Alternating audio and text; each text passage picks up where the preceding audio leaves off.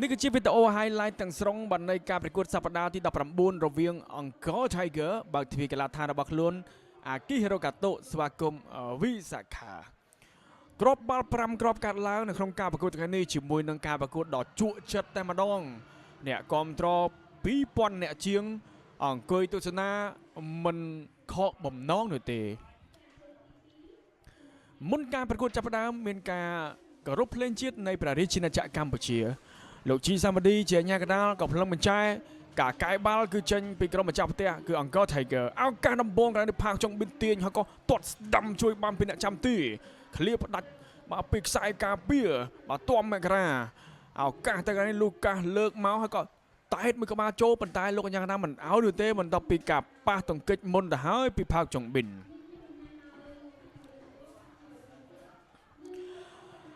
យើងឃើញថាឱកាសកន្លែងនេះហើយគ្រាប់បាល់របស់សុគ្រីសូហ្វាន់ស្អាតមែនទែន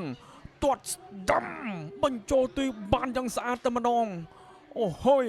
ល្អហ្មងមកមួយគ្រាប់នេះសុគ្រីសូហ្វាន់ទាត់ធ្លាក់បានយ៉ាងស្អាតបំពងសំណាញ់ទីបាទមួយគ្រាប់មុនឲ្យអង្គរ Tiger នាំមុខវីសាខាបានយ៉ាងល្អអ្នកគាំទ្រស្រែកហូកញ្ជ្រៀវពេញកីឡាដ្ឋានអាគីហេរ៉ូកាតូឱកាសកន្លែងនេះការលើកបាទគប់ទូទៅហើយក៏បាទសិនកណ្ដាលទាត់ឆ្វេងយកបានពីផាកចុងប៊ីនតែស្ដាំបុកបង្គោលទីបំផោងសំណាញ់ទីតែម្ដងមួយគ្រាប់នេះគឺគ្មានសល់ទេតាមស្មើ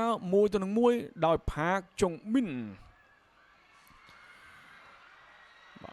ឱកាសកន្លែងនេះបាទបាល់ពេលនាទីកាត់ឡើងពីការបាទទាត់ចំជើងបាទពេញបាទហើយក៏ទាត់បញ្ចូលទីបាទដោយ Diaz Lucas Serafim បាទ2-1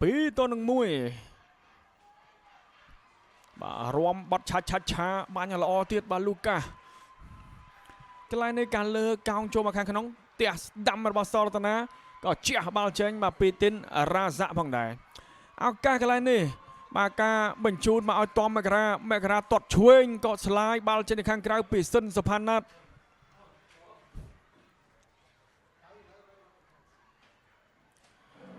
បាទតំមករាបាទការទះឆ្វេងរបស់គេតែជួយបានពីបាទគឺសិនសុផាណាតឱកាសកន្លែងនេះបាទវីនឹងមានក្របបាល់តាមស្មើទៅឲ្យមីកលិនកឹបស្អារ៉ាដល់ចង្កេះភឹងប៉ុន្តែទះស្ដាំបែរជាមិនចំគោលដៅកន្លែងនេះការលើកកោងចូលមកខាងក្នុងចាប់បាល់កន្លក់ក៏ថែមិនបានល្អពីមីកលិនផងដែរការលើកកន្លែងនេះក៏តែតមួយក្បាលពីតាកូតូហើយក៏